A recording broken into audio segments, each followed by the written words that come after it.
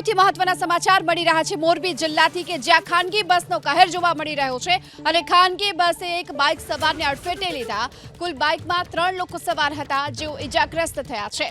મોરબીના હળવદમાં ખાનગી બસનો કહેર જોવા મળી રહ્યો છે। શક્તિનગર પાસેની આ ઘટના બની જ્યાં ખાનગી બસે બાઇકને અડફેટે લીધી, જેના કારણે ઇજાગ્રસ્ત 3 લોકોને સારવાર માટે હોસ્પિટલ ખસેડાયા।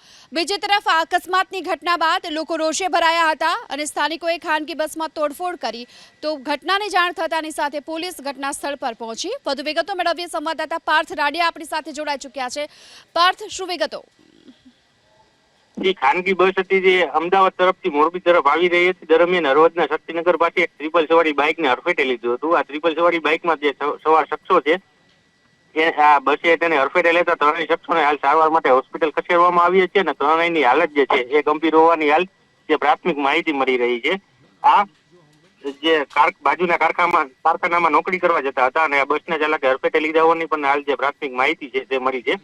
ઘટનાની જાણ થતા હળવદ પોલીસ ટીમ સ્થળ પર પહોંચી હતી અને સાથે સાથે આ જે અકસ્માત થયો તે બાદ જે ટ્રિપલ સવારી બાઇકને હડફેટે લેતા આસપાસના જે લોકો છે તેને બસમાં તોડફોડ કરી હતી, જેથી હળવદ પોલીસની ટીમે સ્થળ પર પહોંચી અને સ્થિતિને હાલ કાબુમાં લીધી છે અને વધુ તપાસ ચલાવવામાં આવી રહી છે। જી, આભાર આપનો આ સમગ્ર માહિતી બદલ।